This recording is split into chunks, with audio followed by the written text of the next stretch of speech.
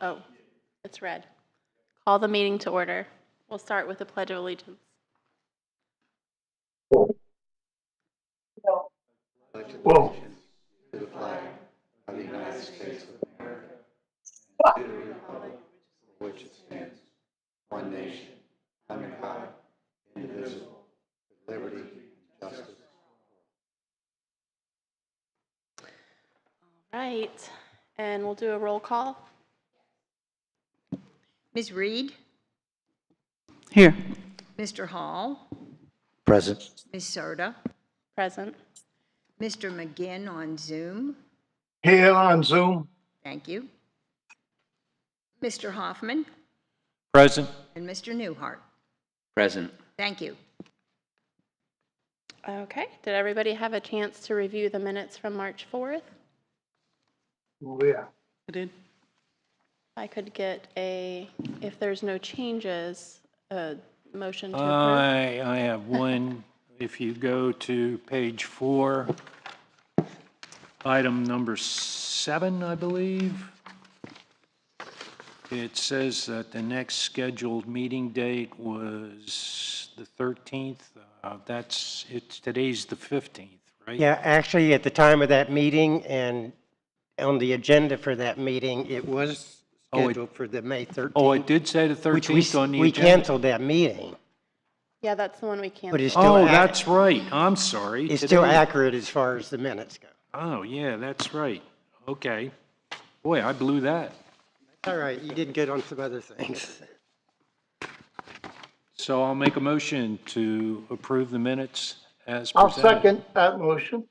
All right, thank you. That's right, that was the meeting that was canceled. All in favor for the minutes? Aye. Aye. Aye. Any opposed? All right, motion carries.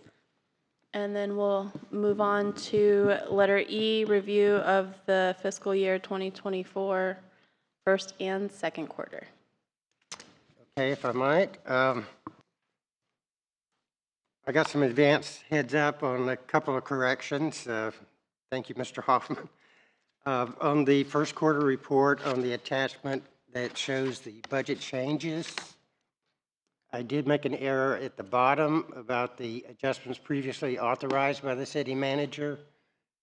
There were the budget before change and the budget after change on a couple of items there were incorrect. The line that says contractual services should have been a starting budget before change of $57,900. The change was $690 for a budget after change of $57,210. My mistake, I didn't get that corrected. And on the appropriation from general reserves on the next line down, the ending balance should have been $297,212 negative. Well, actually positive for an appropriation from general reserve. So I'll make that change for what gets forwarded to the city council. And secondly, that's all I had on the first quarter as far as corrections. But as normal, I gave you the summary sheets for each fund, starting with the general fund. There were a few adjustments to fund balance. The purchases that weren't received by the end of the previous fiscal year and unfinished projects from the previous fiscal year were carried forward. And we had a addition back to fund balance for when we closed the senior center roofing project.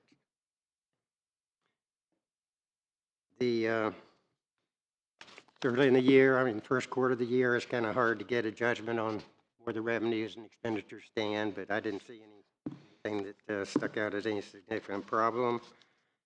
On the next page, we show the stormwater fund as well as the golf course, airport, and building fund.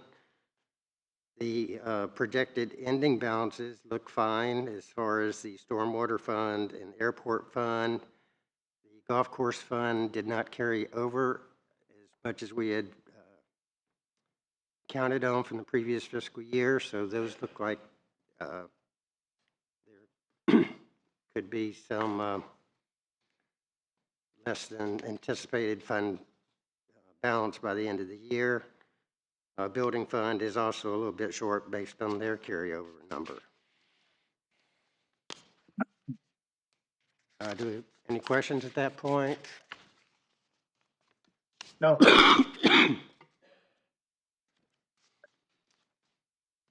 I provide you the capital projects report as well as the quarterly investment report and the accomplishments from all the departments.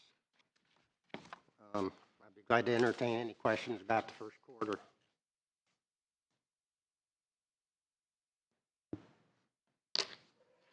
Any questions?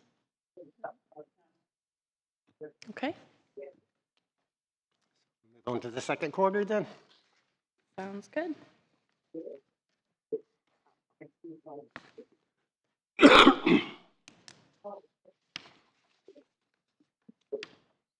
Okay, on the second quarter,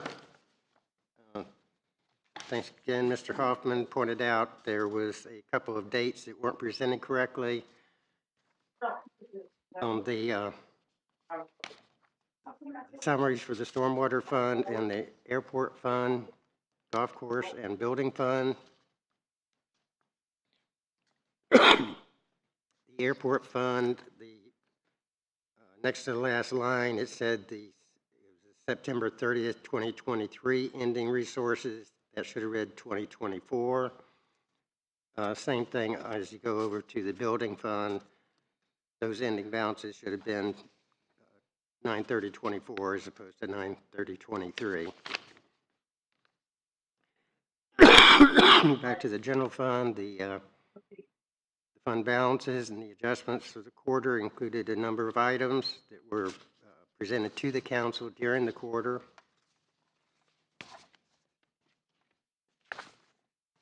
On the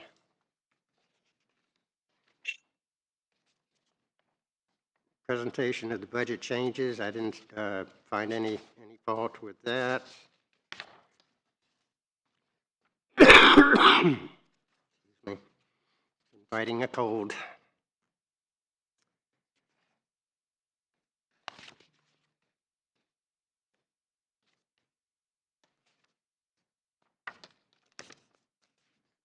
I did want to point out on the quarterly investment summary, actually it was another catch by Mr. Hoffman. I started off that page by saying at December 31st, 2023. Should have said March 31st, 2024. So as with the other changes, I'll make that correction before it goes to the, or with the packet that goes to the City Council for their review. Can I respond to any questions on the second quarter report? Start. Go right ahead. It's on. Nope, it's off. It's at the top. No, it's like this one. There you go. Okay, Ken, we're on. Hey, question.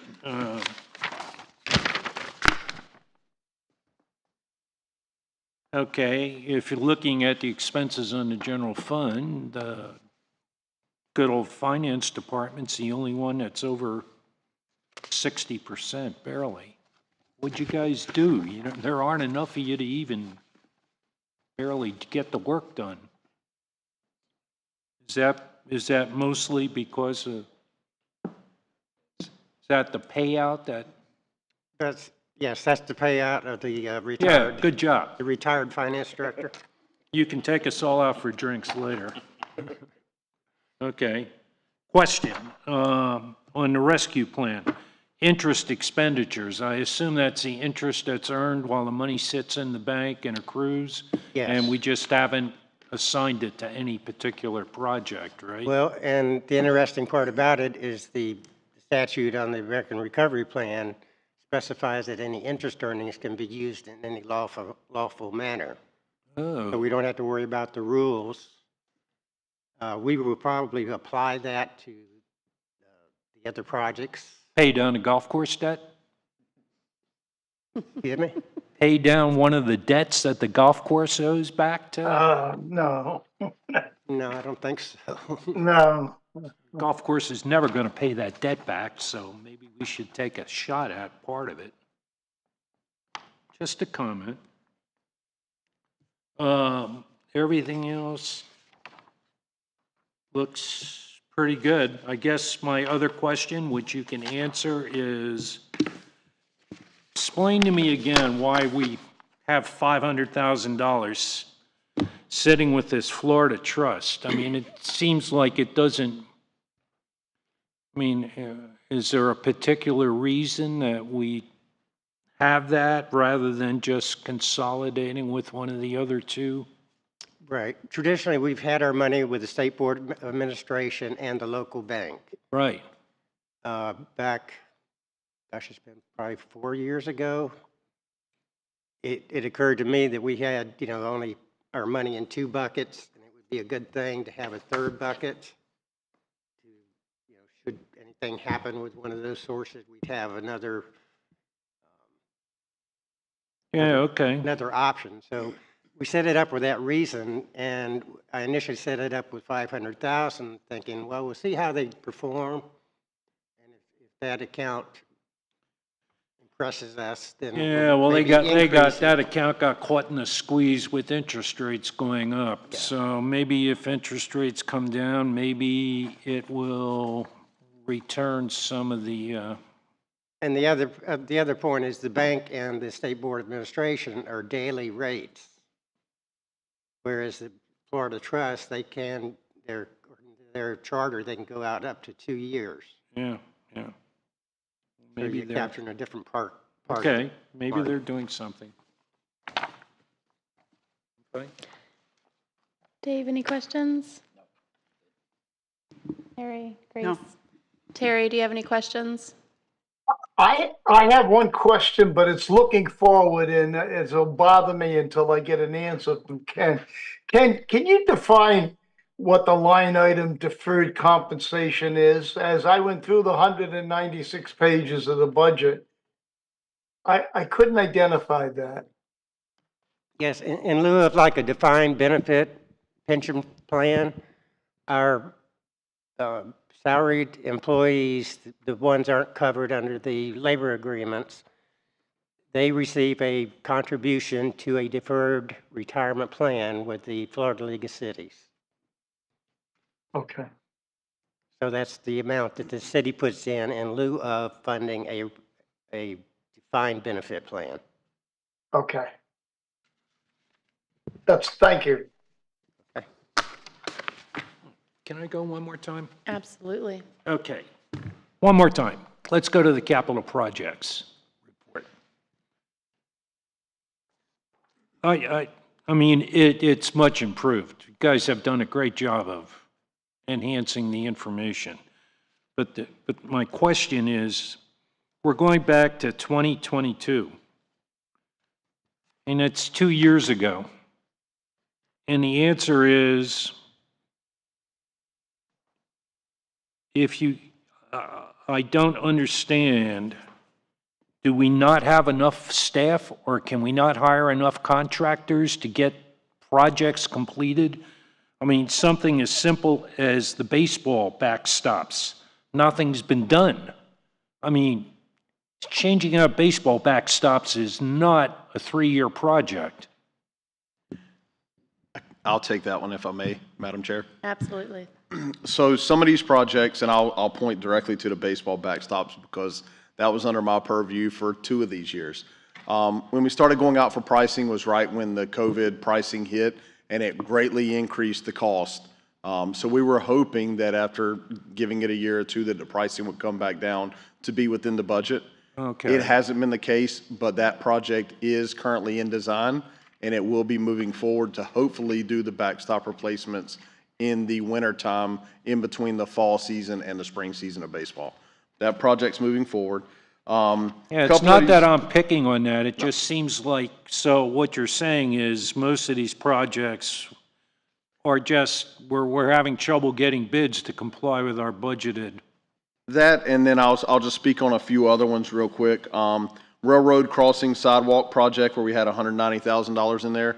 We were waiting for Brightline FEC to complete their permit and get all their stuff buttoned up. They're close. We're getting ready to, it's either gonna be on the next agenda or the August agenda for Barber Street sidewalk to be completed. So that one will be coming forward. Roadway improvements, we had waited until the new pavement management program had been put in place. We just are in the process right now of completing FY22 and FY23 road paving projects. So that'll take road improvements, swales, driveways, culverts will all kind of lump into that one. Construct the square hangers. That was another one that's been a budgeting thing with cost estimates that we were getting from contractors. And then Concha Dam, that's one that we budgeted out there. That one's kind of a little bit on hold. Gardenia Ditch, we just approved at the last city council meeting the contractor to do that project. So all of these, the Schumann Drive box culvert project, which is the last one on FY22, we should hopefully have movement on that within the next 6 months or so with some design and finalization of that. So I can promise you every single one of these projects that was on delay has a pretty significant reason of why, whether it came down to the budgeting and contractor costs that were coming in, or if it's a little bit grant related. We have some issues with some of those things, but we're pushing as hard as we can to get caught up with projects. And in our project meetings, one of the things that I'm stressing to our department heads is let's get these projects going and get them closed out. Because I know that's been a concern over the last few years. I watched the budget meetings for the last 5 years since I've been here, and that's always something that's brought up in the past. So we're trying to continue to move these things forward. And I know you see on here the FY 2019 Construct Hangar D. That project is closed out. The FY 2020 CDBG grant program, that's been like just a rollover account. Every year we get additional funding, but we can't, it's hard for us to close out the previous year. So that isn't accurate that it's still a 2020 project. It was established in 2020, but it's been rolled over with new funds every year from the CDBG program. So those two, and then Stormwater Master Plan is pretty much finished, with the exception of they have one requirement left to complete, and that's to submit for a grant opportunity for the city. So I hope that answers you, but I can promise you these are all on our radar, and getting these things moving and getting them closed out is my #1 priority. Thanks. Perfectly great answer.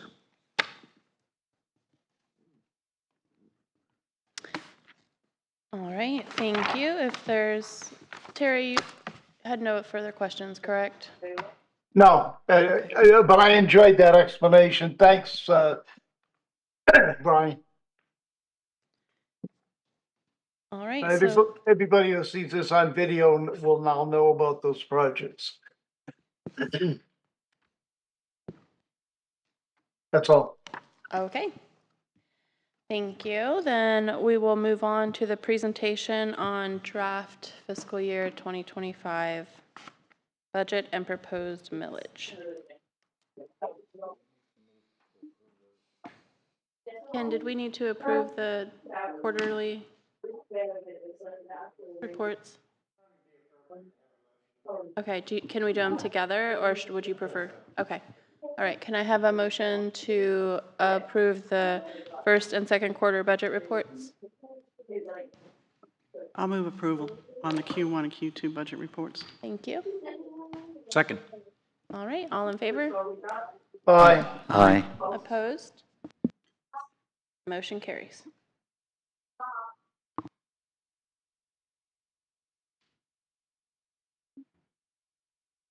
Ready for the budget presentation? Okay. Yes. Okay, as we normally do each year, we go through some major bullet points as far as the presentation of the general fund, the enterprise and the other funds, the capital improvement program. I give you some information about the property values and millage rates, and point out any other considerations. In our amended,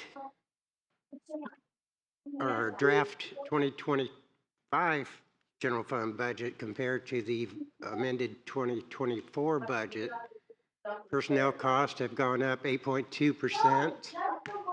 Obviously, that's due to pay increases and some new positions that I'll be covering. Operating expenditures, I think we've done a good job as far as limiting that increase to 2.1%. And the capital items and projects is mostly because in looking at what was approved as the current year budget, the 2024 budget, there were some, quite a few actually, and some major amounts that were budgeted and not as a capital item. So we moved those, excuse me, we moved those out of the, we moved those out of the operating accounts. One example is the strategic plan. We had that as an operating cost in the budget. We created a project for that, and so it showed in the current year as capital, as being a capital project. We don't have, or we don't think we have those kind of issues in the next year's budget, but it's inflated somewhat because of operating items that were actually in the current year budget. I hope I didn't confuse you with that, but. What type of items are we talking about, Ken? Strategic Well, strategic plan is one. for what type of projects? Actually, we could probably look at the project report that we were just referring to. There's some, I'm trying to think of some other ones. Like some, particularly one thing we get into issues with is like repair and maintenance type issues. Okay. Where in the operating budget, we probably put it under repair and maintenance of buildings.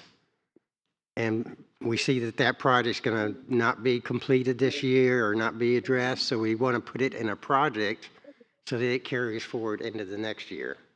So we're looking at a few large projects that the planning was for to be capitalized down the road, or a lot of smaller ones? There's probably many of them that are not actually going to be capitalized.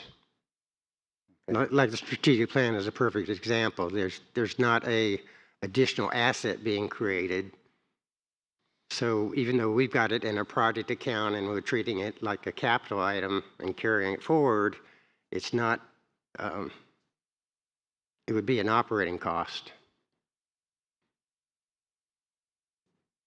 So we have those issues all the time about something that's, is it repair and maintenance, or we're actually improving the asset and extending its life? And that's authorized under GASB, or? Well, that's what we're trying to make sure we comply with, is the GASB rules in the way we handle it at the end of the day. But as we get through the budget process, we're more focused on whether we want to spend those funds or not, as opposed to the proper classification. And so it's getting pretty typical that we have to readjust some of those. And the auditors were okay with us going forward with this Yeah, reclassification? it's not been presented as an audit issue at all. Because by the end of the year, what they're looking at, we've got it categorized, hopefully in a Okay. proper way.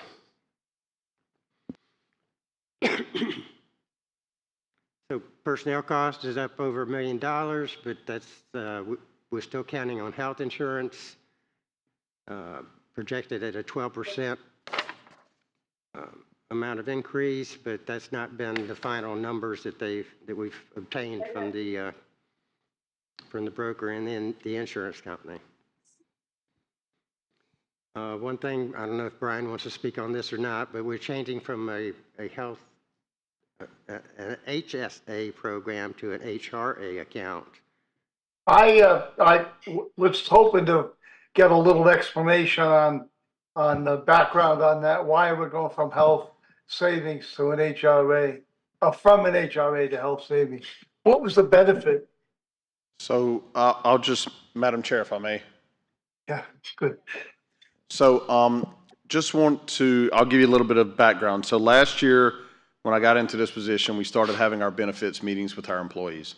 And pretty much the number one complaint that we heard from our employees was that they could only use their HRA card The way the city has it set up could only be used for medical expenses. So everything dental vision related, they had to cover, and it wasn't covered under our HRA card. So in our discussions and kind of looking at that, it's also HRA, you all are fully aware of, is a use it or lose it program. So when we kind of get to the August, September timeframe, we see a lot of use it, so they don't lose it type situation. So in discussions amongst staff, looking at things that had worked elsewhere and trying to hear our employees' concerns with regards to using for health and or dental and vision, we looked into the option of creating an HSA account. So in the HSA account, the funds are given to the employee October 1st. It then can roll over year to year. So the funds that the employees, if at the end of the fiscal year, if they still have $1,000 remaining in their account, that $1,000 rolls over to the next fiscal year. They don't lose it. So that's a benefit to the employees. Also, they can use it for dental and vision expenses. And when they leave employment with the city, they can continue to use those funds for health-related dental vision type situations that fall underneath the IRS guidelines. Thanks, Brian. Okay, the personnel cost does include the pay increases that were negotiated in the labor agreements. And we are adding 4 full-time positions. I'll touch on those in a moment. One is a part-time position being changed to full-time. So one being changed to full-time and 3 other full-times being added. Ken, no agreements open for negotiation? There are no labor agreements open for negotiation? They'll be open next year.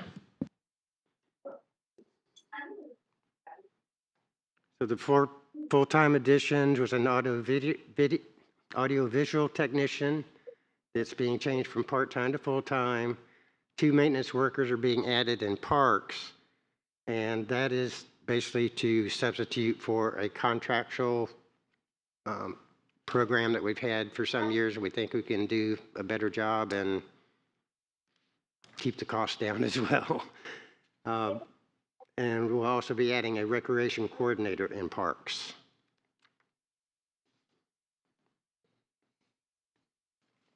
As I said, the operating costs are only up 2.1%. Almost every department had either a very small increase or even in some cases a reduction. Getting into the enterprise funds, the golf course is showing a revenue shortfall next year of $134,000.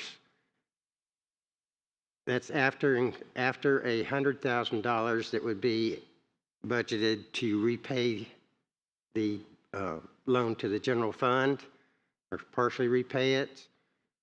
We've got $80,000 in the current year actually towards that repayment. Yeah, but the 80's never been paid. If I can finish, if we can, if revenues don't come in or expenditures, exceed and put us in the hole, we don't have. There's no legal requirement. There's nothing that makes us repay the general fund this quickly. But I projected out so that over about 3 or 4 years from now, that loan would go away if we can keep up with this payment schedule. The payment schedule is mine alone. It's not anything that's enforceable by any kind of legal documents. Right. Ken, when were the used golf cart sales? What was the final tally when we sold off the used golf carts? And where did it go? The proceeds from the sale, of course, went back to the golf course. I couldn't find it. That's why I asked.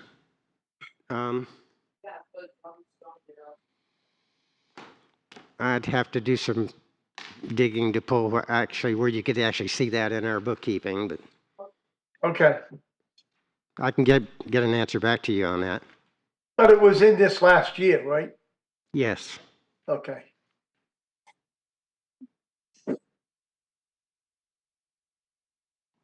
Ken, if I may, just to give an update. So, Mr. McGinn, Yes. on page 194, which shows the golf course fund,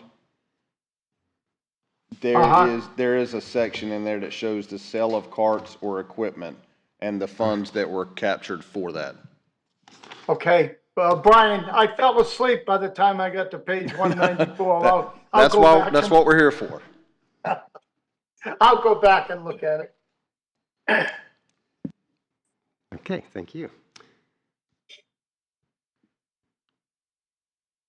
So we are getting the same amount of funding from the restaurant lease, and the airport rent has gone up slightly. Principal and interest is programmed to be paid, and we need to pay it according to the authorizing resolution, repay the $700,000 that was loaned to the golf course from the building fund.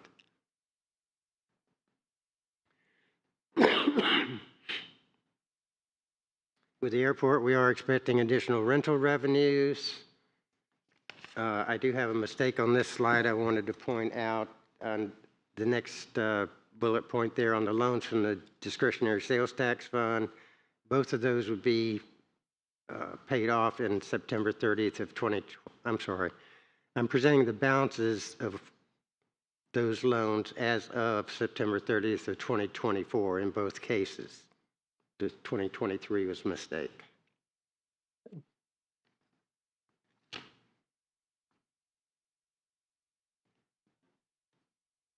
Building fund, the permit revenue continues to be as high, but I think it has slacked off somewhat. We budgeted one less permit technician. We are counting on and hoping to get the payment on the golf course loans. And here again, the loan, $700,000 would be, by September 30th of 2024. It's been paid down to $488,708. And following repayment of that, the plan would be to apply payments to the $559,000 loan that was made back in that same time frame. Ken, is that a vacant position, the permit technician? Yes. And it's expected not to be refilled, or depending on volume? It depends on activity. We just don't know. Some years we add a position thinking, well, things are going to happen. They don't happen. In the case of building inspectors, we try to grab them when we can. If we find someone that's available, and we try to make room in the budget to get them on board while we have the opportunity, because of the difficulties in finding the qualified for The reason I asked is what we you're pay. saying that permit revenue is at a high level and we're having one less technician, so I didn't know if that's something that need to be addressed or if that's anticipated or what. I was going to question that too. Sorry? I said I was going to question that too, why the permit revenues increased, but yet seems like we're deleting a permit technician that can Well, help I with think that role. it's probably the Keep things efficiency of moving the smoothly. ones that are handling it now, the efficiency that they've. Yeah, and I can add one thing to that. We're pretty much, at this point, I think it just went live within the last couple weeks, pretty much exclusively online for permitting right now. So it is being more efficient. It is allowing them to accept the permit requests and applications online. So a lot of that's kind of playing into this reduction of the permit technician position. So that's where we're currently at. Thank you.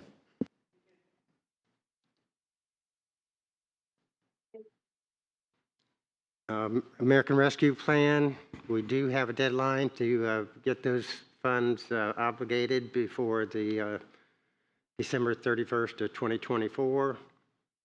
We've applied quite a bit of it to the current road improvement projects. And, we've got little doubt that we will make that deadline and be fine with it. Local option gas tax, as normal, we budget about a 3.5% annual increase. Depends on our activity compared to the other agencies in the county and what share of those gas taxes collected in the county get distributed to our city. So we're applying practically all those funds to the road preservation work and the swale work associated with it. Discretionary sales tax, also projected at 3.5%. A good part of that's being used for road reconstruction and swale work. Also funding, as we have done historically, some infrastructure for the MIS department, police vehicles and equipment, AC replacements. We've got a big amount budgeted for Riverview Park improvements. And we pulled out some major construction type vehicles and equipment to fund those also with DST. CRA, we've got operating expenditures that are paid out of that fund associated with the CRA activities.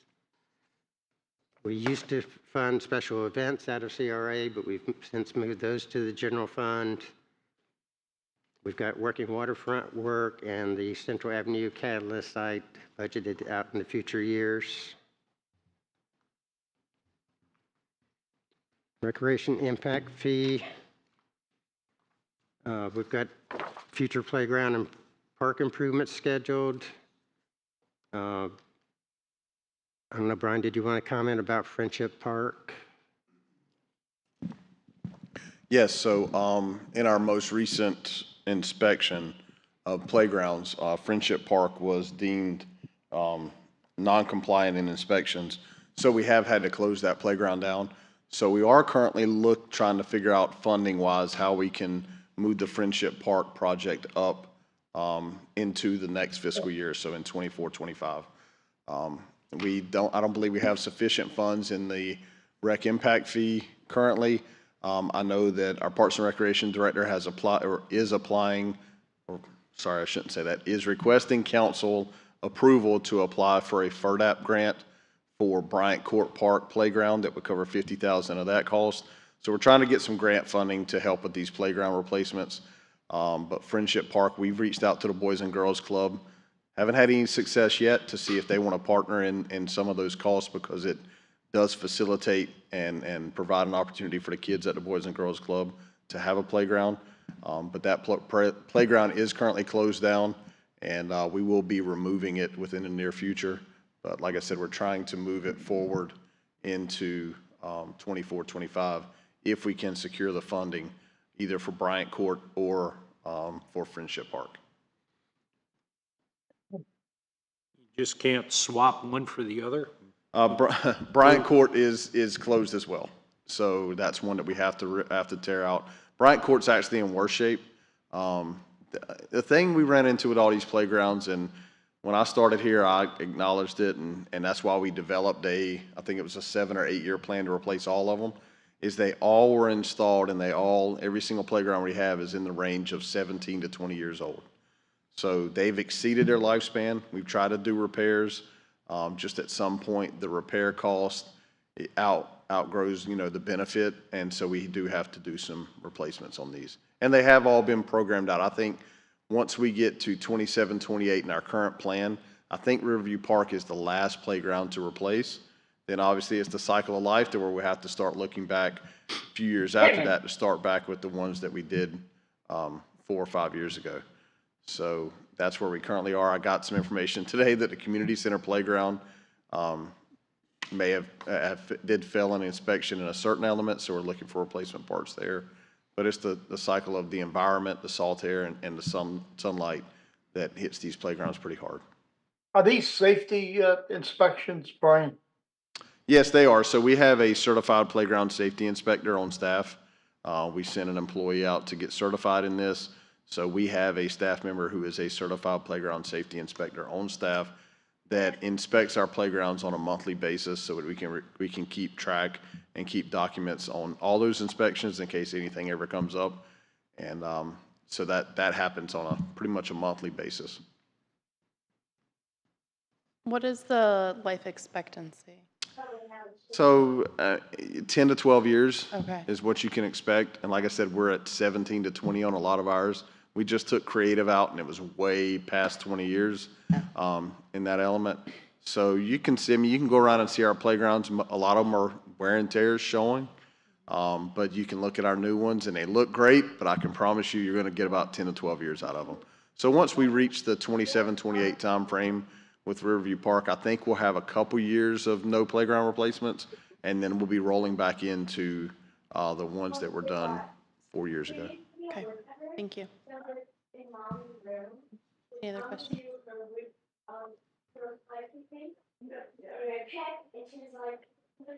Stormwater utility funds.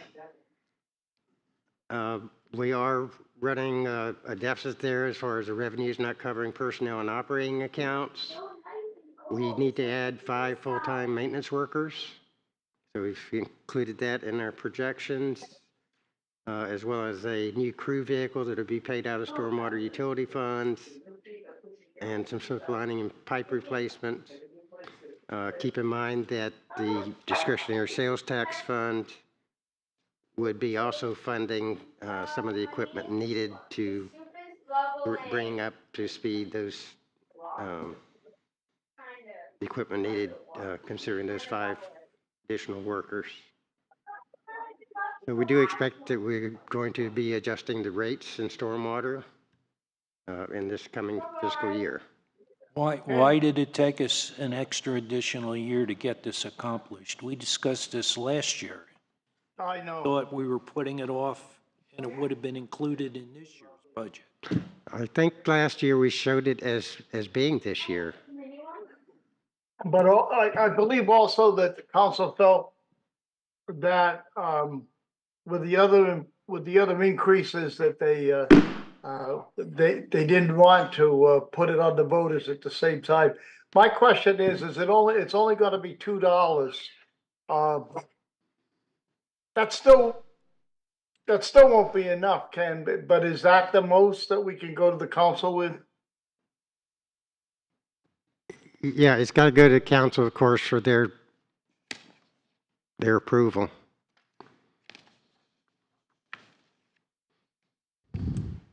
I did have somebody told me that regardless of whether it's $2 or more, that the problem is so big that $1 or $2 is really not going to make a difference. I don't know if that's a fact, but I was one that was trying to increase it past $2 last year. Just a comment.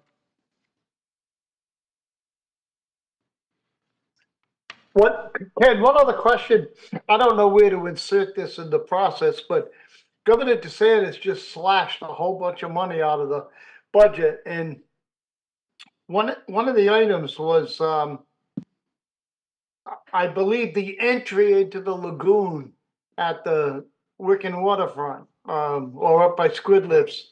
That funding was cut out. Does that affect us? I don't follow what you're referring to. Oh, did I lose you guys? What happened?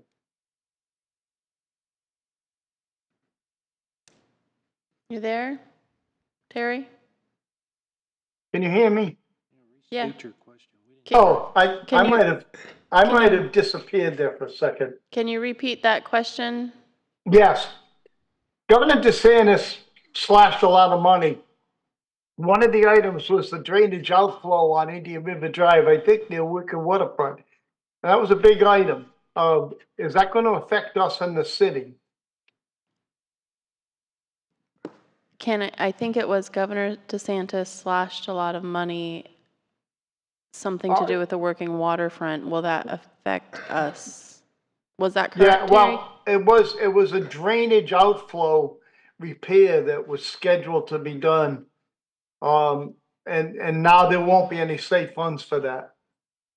I don't know if you can I hear don't me. think we were in line for any of those funds anyway. Yeah, I'm not, Mr. McGinn, I'm not familiar with that's what you're discussing. So after this, if you could just send me a quick email so I can look further into that, But with the city did not have any appropriation request in regards to that with legislature this year. Okay. I'll look back at it myself too. Thank you.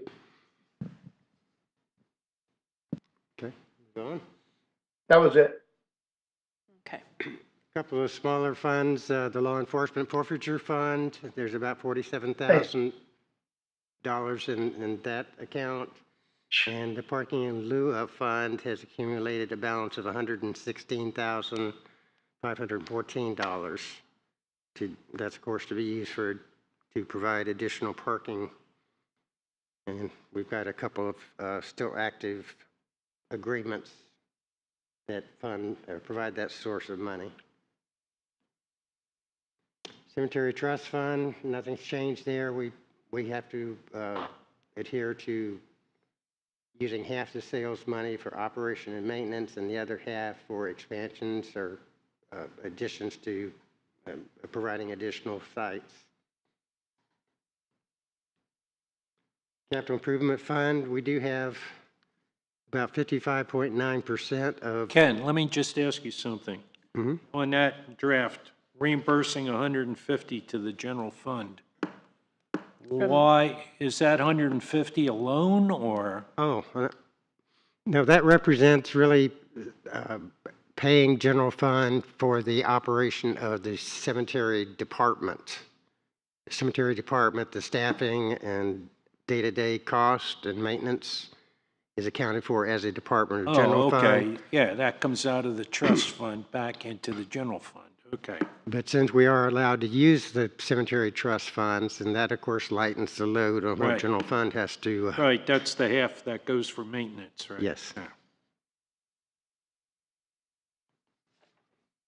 Capital Improvement Program, I wanted to point out that 55.9% of the $6.2 million in projects scheduled for next year would be funded by grant funds. A lot of that is for the projects at the airport, and next year in particular the street work, improvements to Riverview Park, and the stone crop drainage work that still needs to be done. Well, now, what would we do at Riverview Park? What's going to cost $1 million? Now, and that has to be separate from the playground, right? Which is also scheduled out separately under rec funds. Well, so we have gone for grant funding at Riverview Park for a matching grant. We've gone for a couple different grant opportunities for Riverview Park. We're in the process of developing a master plan. We will be having public meetings on a conceptual plan that's came about. I can tell you one of the largest expenses that we have at Riverview Park is the splash pad has to be replaced. And you're looking just for the splash pad alone. Oh, the splash pad is $1 million. considered part of Riverview Park? Yes, it is. Oh, I thought it was separate. No, Okay. all of it's kind of enjoined there. It's all the same area there that we consider the splash Wow, pad. we just better did the somewhere else splash than it is. pad. We just put in neat little overhead solar panels in there, what, 3 years ago? That's probably been at this point. I think those went in about 6 years ago. So, but the splash pad itself is the original one, and it does. Yeah, I need to be haven't been there replaced. for a while. The kids are now grown. They can't, they're too big to go there, so I just haven't been there in a while. Okay. But there's a lot of things in play here. There's, conceptual design that we're in a master plan for right now.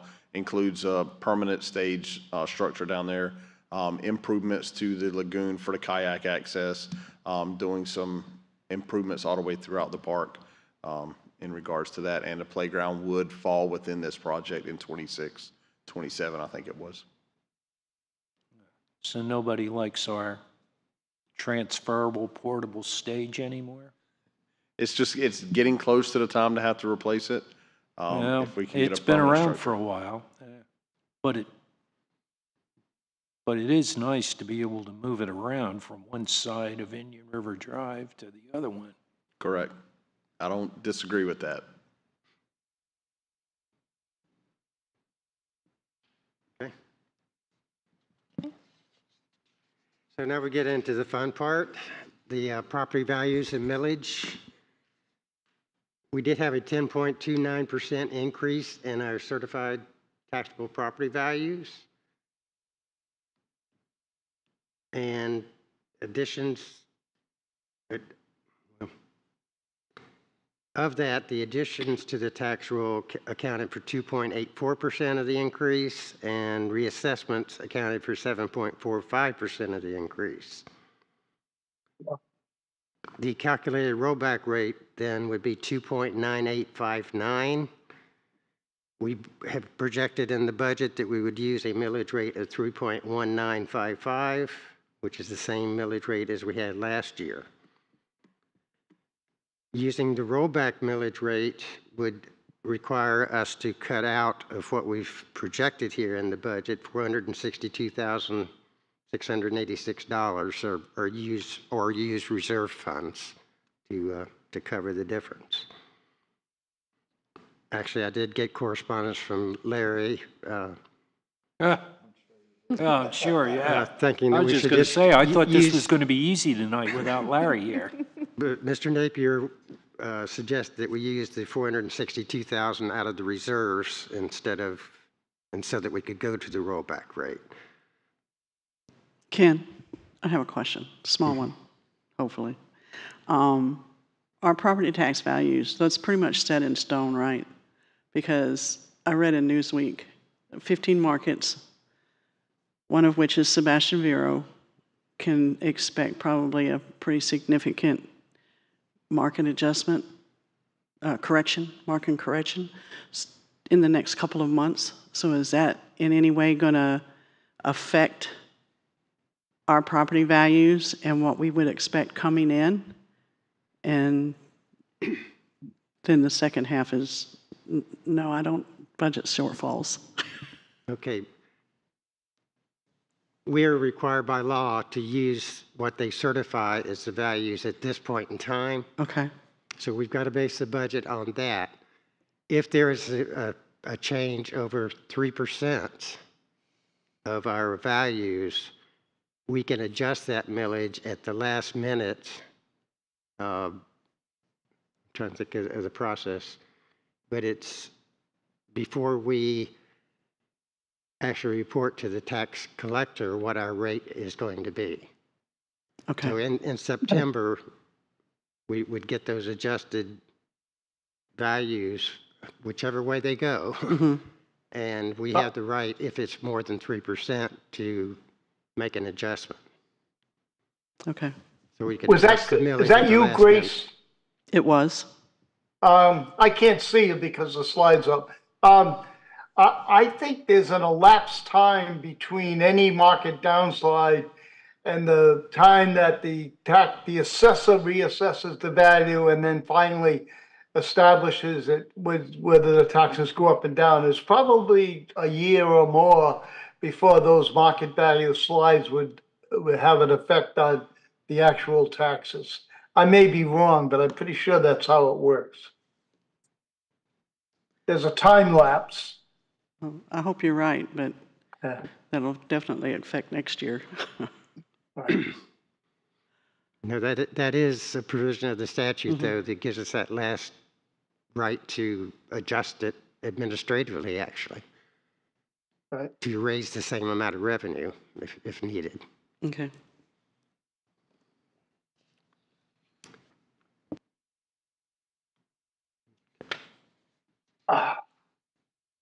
So I give you a slide here that shows over the last, actually the past 11 years, what our values have, what the additions to our tax roll have been.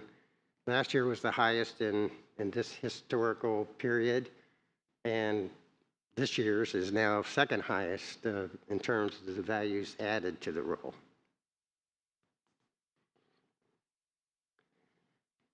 This slide is presenting the millage at the rollback rate and what kind of revenues that would provide as compared to using last year's rate. And you can see at the bottom line on the rollback column is where we get the shortfall of 462,000, which is the difference between the revenues for using the same millage as last year compared to the rollback rate.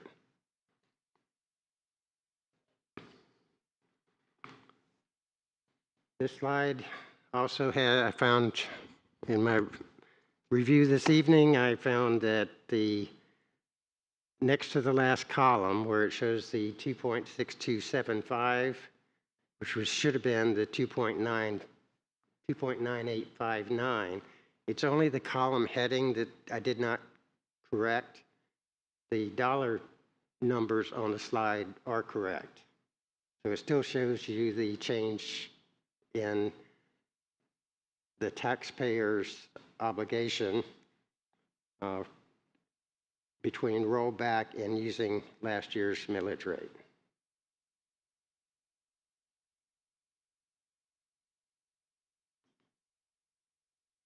Went back historically 19 years and showed the rollback rate versus the actual rate that was levied, and 57.9% of the time, we either went at rollback or the same as rollback, or less than rollback.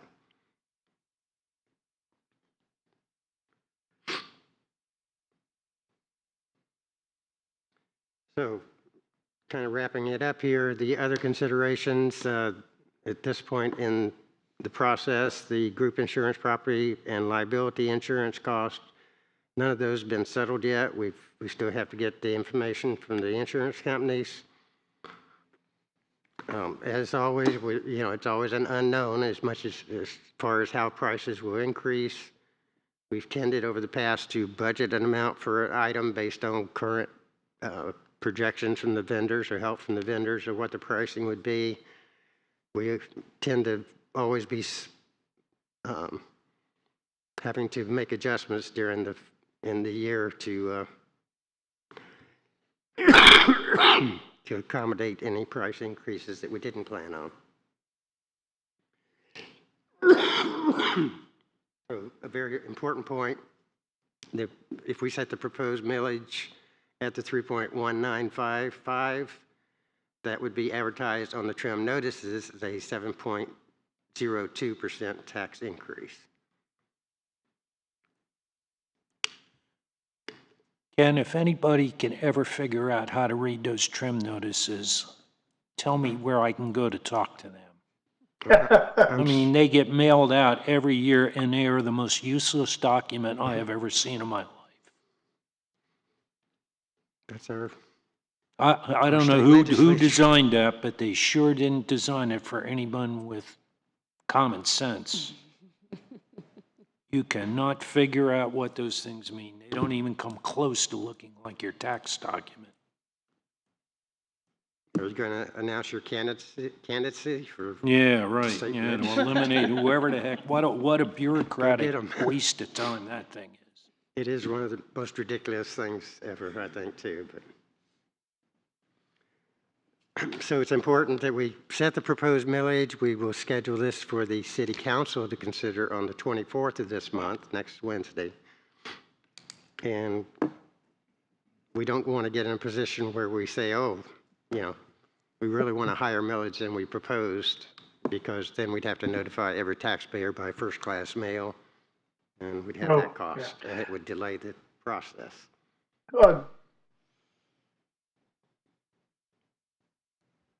Terry, did you have a question? I started.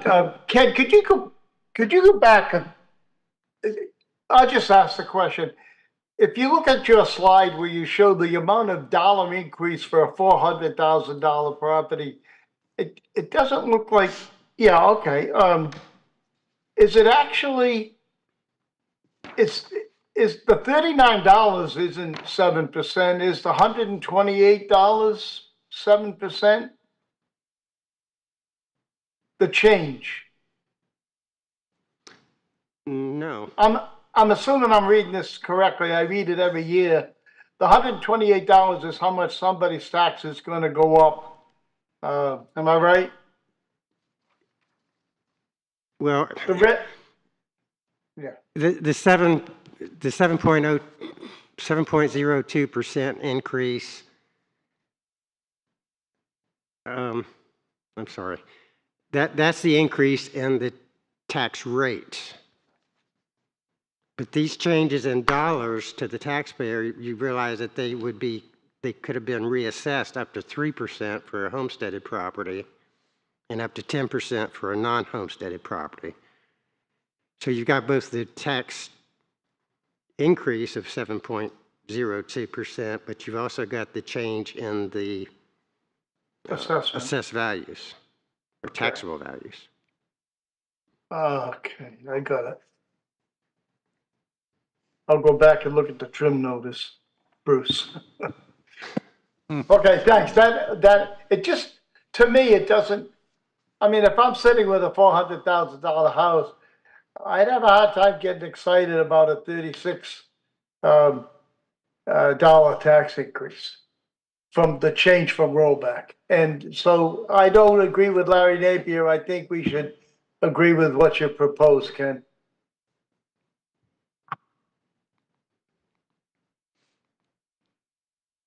So wrapping it up, we are requesting that we make the committee recommend to the city council the proposed millage be set at the 3.1955 rate. And we'd ask for a motion on that. All right. Discussion? Yes. Okay. The lead? Yeah, I'd like to lead off. I have never recommended rollback in the past, but this year I believe it would be prudent to do so. We're looking at over a $9 million fund reserve, and if we took roughly $500,000 of that, the $462,000, we're still in a pretty good financial situation. Looks like everything that you've proposed in the budget is things that are needed and that are covered. Pay raises 5%. I think that by taking the $462,000 out of the fund reserve or coming up with a shortfall, which in effect will reduce the ending fund reserves, still leaves us in a very healthy position, and we end up with no tax increase for the city. I'm not sure how anyone else might feel about that, but I'll make, Harry, I heard what you said, and I'll make my input, which is, I think we're coming up on 4 years of, 4 very difficult years, no matter who gets elected. And I think that the markets in the Treasure Coast of Florida are volatile. And I'm not for tapping into the reserve. I think that we're going to see some tough times ahead. well, the reserves we had a target of increasing it a few years back to 5 million, and we're in a little excess, was a 9.1 million now anticipated or projected. You take out the 462,000, that still leaves you well over what we had hoped to have as a healthy fund balance for anything that would come up for like a hurricane or so forth. So based on that, I'd be recommending that we go with rollback at 2.9859. Grace? Yes. I'm for leaving it at 3.1955. Yes, we do have a lot in reserves, and given the uncertainty of everything, not just pricing, cost of goods, all kinds of things, yes, would probably look real good, still be good if a minimal hurricane come through, but what if we get a Category 5 hit this coast? I mean, you never know. It's the unknowns. That was the reason that we set a $5 million level in the past for situations like that. And right now, the budget is the staff's best guess as to what it's going to cost at current prices. And there may be some, as they were saying, some increases, adjustments for liability insurance and so forth. But I can't envision millions of dollars worth, which would have to be Right? to use that up. Harry, by 2030, we've got a sewer, a septic to sewer conversion that's been mandated by the state. And until somebody changes it, we've got some rough roads coming ahead. Because that's a $300 million project, and we're certainly not going to get there, but it's not a good reason to tap into the reserve. That's just so. I think there's a lot of things going to happen in this storm, the sewer, the storm, septic to sewer is going to be a big. And so is it cleaning up the swales that we've been working on. I go to every city council meeting and I hear all of this discussion over and over, as does Grace Reed. And I would still be not wanting to do the rollback I and don't, not stop. I don't And see that's my the, opinion. I don't see the unappropriated or unreserved reserves being impacted that much to where $462,000 is going to make that big a difference. Rather than showing the citizens that we're going to do a 7% tax increase, I think it'd be prudent to go with, since we have the funds, and the years that we have the funds is the years that we ought to do it. Now, in the past, I've always said that when we had things that needed to be financed or paid for, that we increase and do a tax increase. But since this is not, I don't see it with this budget as the year that we need to do that, this is an opportunity to give a little back to the citizens. I don't know how others on the board might feel about that. Grace, were you done with your comments? I'm done, yeah. Okay. All right, we'll go down to Dave. Good. Bruce? Well, there are two issues here, Harry. First one is we're trying to set a rate for the notices, and as we've always done in the past, I would go along with the recommended proposal of the 3.195 because you can always drop back, but you can't ever go up without having a disastrous event occur. The only And this problem is with all that about, is- this is really about the trim notices. What you're proposing is you're trying to tell city council that you want to lower the budget. That's a whole different discussion. That's not the discussion on the trim notices. You're No, making a I'm comment saying that on the trim You're millage- making a comment on the budget. I'm saying that the trim millage would bring in a Harry, $462,000 then you show shortfall. me how to read that trim notice, because I can't ever figure out where it says 7% increase. It never does. Those notices are useless. What is the tax increase going to be? 7.02%? No, actually, there's a separate part of the trim bill, is a separate newspaper advertisement, and that's where the 7.02% Yeah, the shows. newspaper advertisement. If anybody reads the newspaper, they might see that. And that's the way that it would have to be advertised.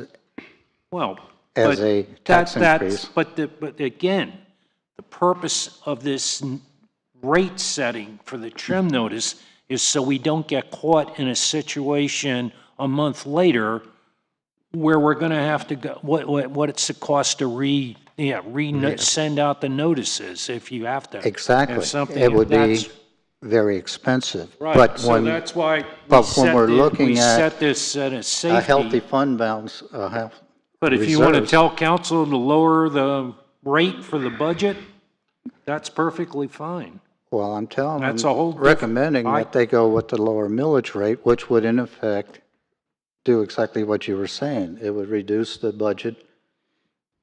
Well, the budget would have a shortfall without moving it, taking these funds out of the reserves. So you still have the budget being funded the way they want, but your reserves would go down by 462,000. And you're not advertising a tax increase, I have a question. Yes, please. right? On the trim notice, it says if you pay the 3.1955, this is what your tax will be if there are no changes.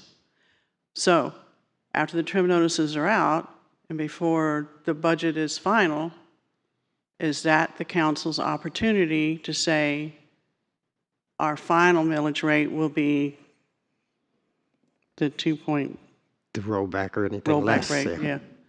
Is that accurate? That would be accurate, yes. It's accurate, but I've never seen that happen.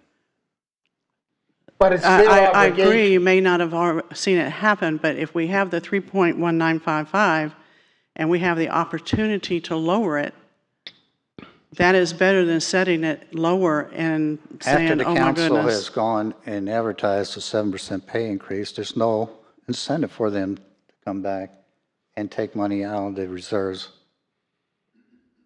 The incentive would be to go with the current proposed budget. If I could add Absolutely, my 2 please. cents, I'm 1 foot out the door anyway. But you've got to also look more than at this fiscal year when you're setting your tax rates. Right. You know, what are we thinking we're going to be doing pay-wise Right. and increases to your operating costs at a higher rate than we can expect revenues to increase. So it's more, if you look back on the budget on page 185, you see out, you know, if we look at the out years with assumptions, you know, that would increase operating costs very minimally over those years, but what if we can't? And then, of course, the labor cost is subject to labor negotiations, economy, difficulty in hiring at the pay rates we offer. So I think it's more about setting a millage rate. I mean, Bruce has a good point, too. Right now, the question is, do you really want to lock in in case something happens between now and September to a lower rate? See, that's the thing. And that's been our practice in the past. I've always been for going with the higher millage rate, just for situations like that. But looking at the current projected fund balance for this year, it is so large that I find myself, for once, first time, looking at rollback rate as the prudent way of going. And that's all I've got. Okay. No, I appreciate your comments. Does anybody have anything further? Would anybody like to make a motion? I'd like to make a motion that we recommend to the city council that we set a millage rate of rollback at 2.9859. Do we have a second?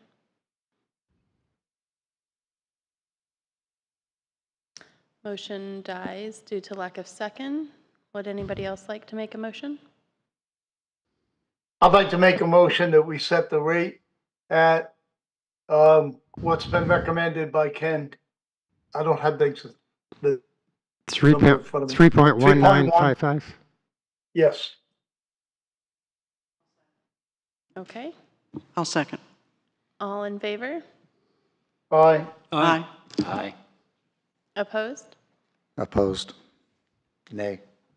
Motion carries 5 to 1.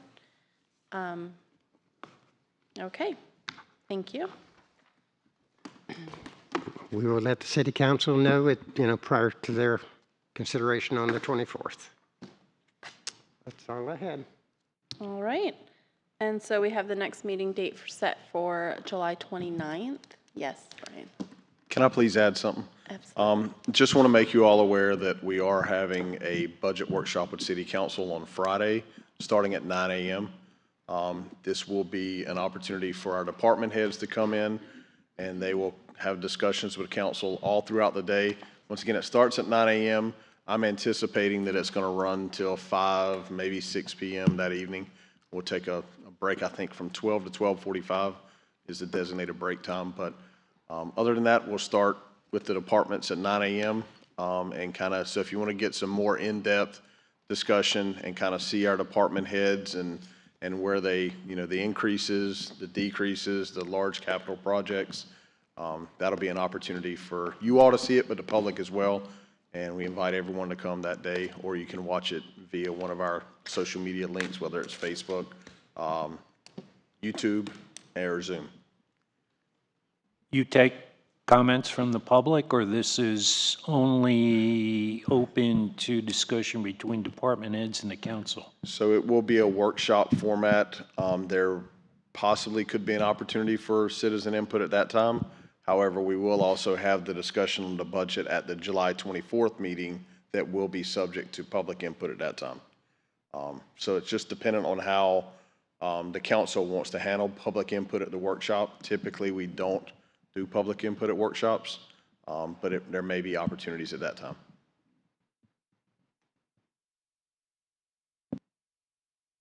It's still scheduled for the public hearings in September then on the proposed budget, right?